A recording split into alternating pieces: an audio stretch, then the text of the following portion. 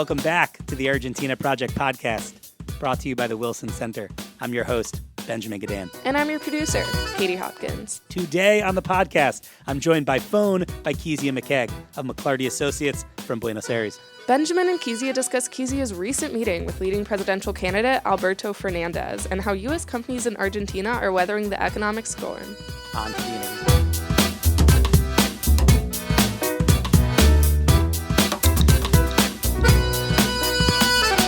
How are you? Doing well. Exhausted by the pace of news in Buenos Aires. I bet. Enjoying this fantastic city all the same. Where do we find you? Recoleta, indeed. And what's the atmosphere? Still peaceful, at least in Recoleta? It's a roller coaster, as Argentines call it. A lot of uncertainty, market turmoil. It's been another tough week. So it's even in Recoleta, the conversations are tinged by a lot of nervios. What else do you see visibly that suggests Argentina's in crisis? Lines at ATMs, queuing for bank withdrawals. What other sort of visual cues are there that things aren't well? Well, there is certainly that, and the banks. In this neighborhood, of course, you still see the restaurants are very full. They're bustling as always. But, you do see folks on the streets. There's no doubt that, if we were to go outside of the city of Buenos Aires, Conurbano, where the opposition relies on much of its strength, you'd see a very different some very different visual cues. A lot of businesses boarded up. It's a really tough economic time, and that explains the results we saw in the primary on August 11th. Kezia, lots of the focus lately on Argentina has been on financial markets, bondholders, holders of pesos.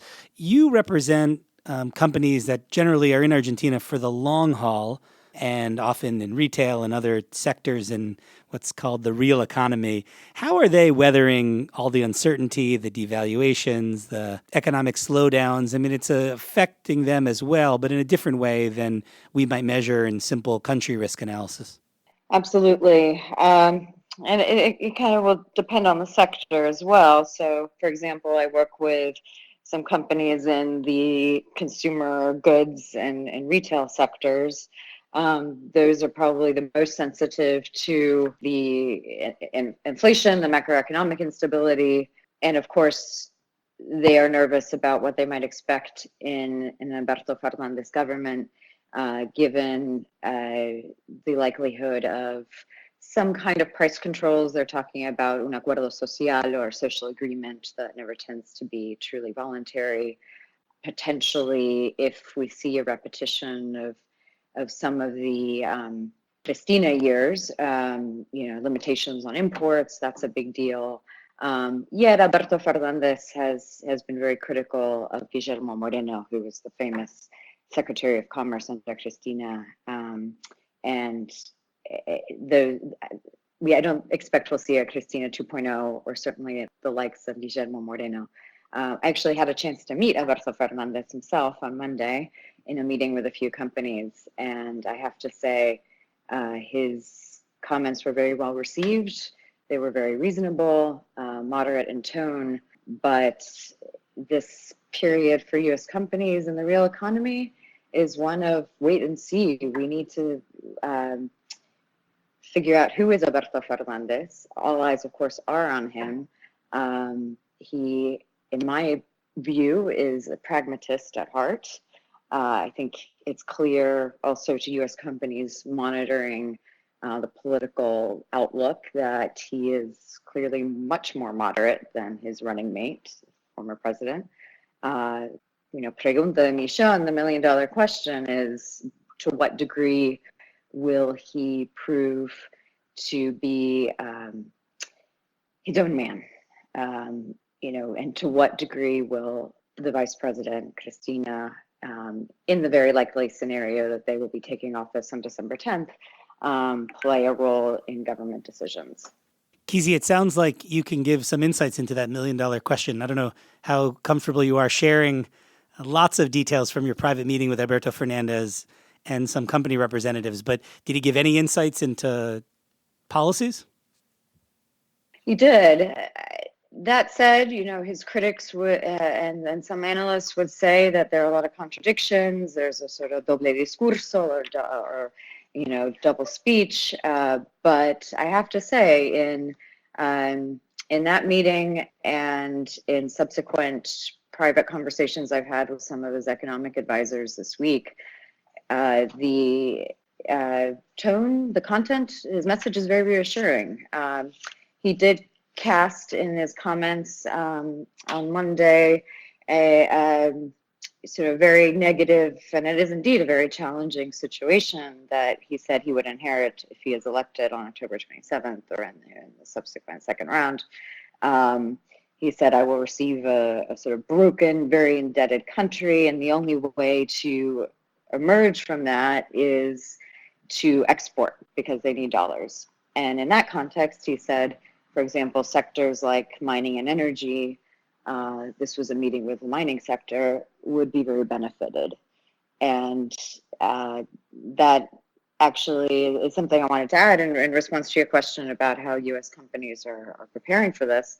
It is clear that they see, for example, Vaca Muerta as a huge opportunity for Argentina, source of the dollars that they will need. In addition, he reiterated his criticism of the cepo that existed under Cristina. The issue of capital controls is a huge concern for every sector.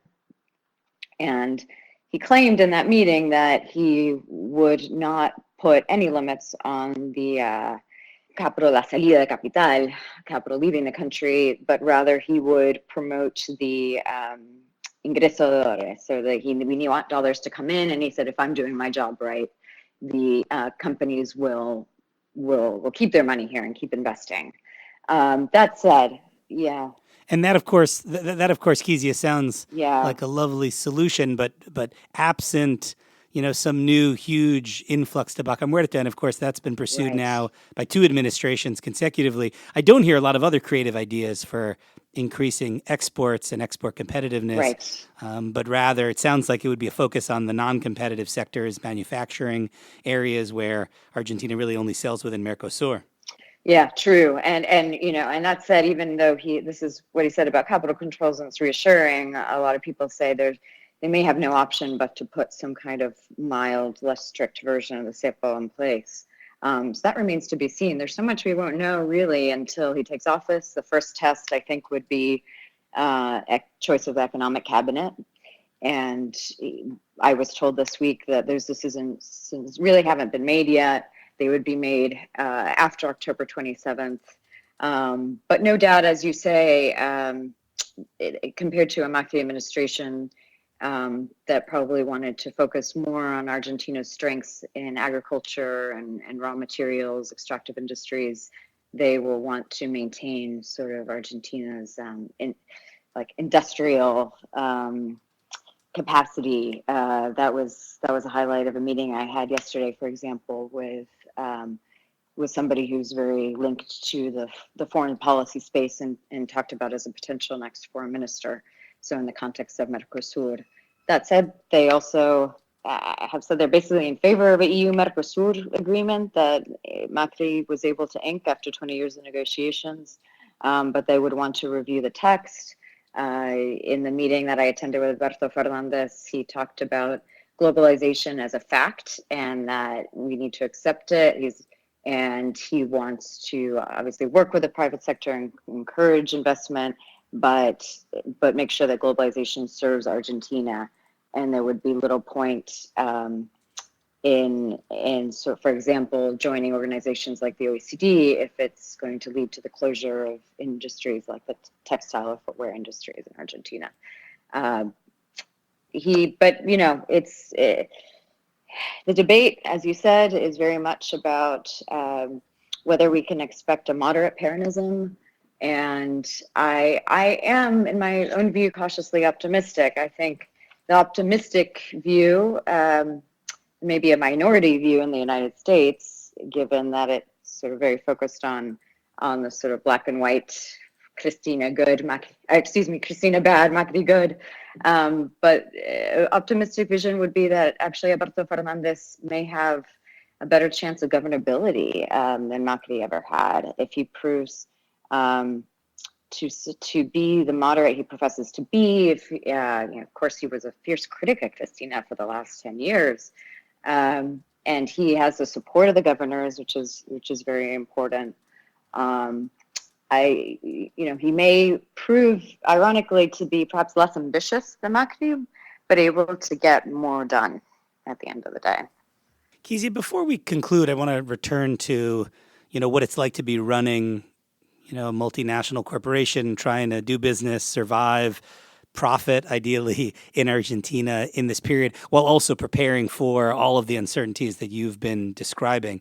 It sounds like one of the main tasks is outreach to the potential next government, and you've played a key role in facilitating that. What are the other reactions? What are the other preparations? What goes on as one tries to navigate really extraordinary times in Argentina right now? Well, I personally work closely supporting government affairs teams with companies in diverse sectors with investments in Argentina. As you say, many of them have seen this movie before. They've been through a lot. They're here to stay. But sometimes it's interesting. The local teams also have to play a role in educating, with my support, their headquarters about what they might expect. Of course, the headlines, particularly the last 2 weeks, have been very concerning, and we don't know. In fact, what the outcome of the true economic financial crisis that's been produced by the primary, and it's ongoing this week. Even the last 2 days, very dramatic market turmoil, with huge implications for Argentina, even for just the next 2 months to how we get to the election. So it's incredibly difficult, a challenge for me and for the companies I work with, not only trying to predict what might come next, but try to prepare the businesses for macroeconomic uncertainty, and certainly policy uncertainty. Something I'd also add is something you've written about, Benjamin, and your column was definitely widely read here in Buenos Aires, your recent column in La Nación, the relationship with the United States. And so far, I've been encouraged to see that I think both sides have, Alberto Fernández camp and Washington, haven't made any kind of gratuitous comments. They've said they want to work together. The embassy here has certainly been doing a lot of outreach with his team. And I think U.S. companies should also be telling the U.S. government how important it is that they work well with an Alberto Fernández government, that this doesn't need to be like what the relationship was like during the Cristina years. I think in part Cristina chose to put Alberto Fernández at the top of the ticket, not just for electability, but for governability reasons, recognizing that the context has completely changed since her presidency. People talk about him perhaps being closer in his economic policies to Néstor Kirchner, so the early days of Kirchnerismo. But that said, it's an early days of Kirchnerismo without the money and without the financing. And so he needs the United States, he needs the U.S. support at the IMF. And so my hope is that U.S. companies will also tell their government that, and this is something I'm urging them to do, that it's really important not to make any early statements that would put Alberto Fernández in a corner with his own base, but rather give him the opportunity to work well with Washington. Kezia McKeague, McLarty Associates, joining us from Recoleta, Argentina. Thank you so much for your insights. It sounds like you've got your hands full. I do. My pleasure. Thanks for inviting me to join you. And thankfully, our producer is a wonderful editor. That's me, Katie Hopkins. If you enjoyed the show, subscribe to the Argentina Project podcast on SoundCloud and sign up for our weekly newsletter at wilsoncenter.org/weekly-asado.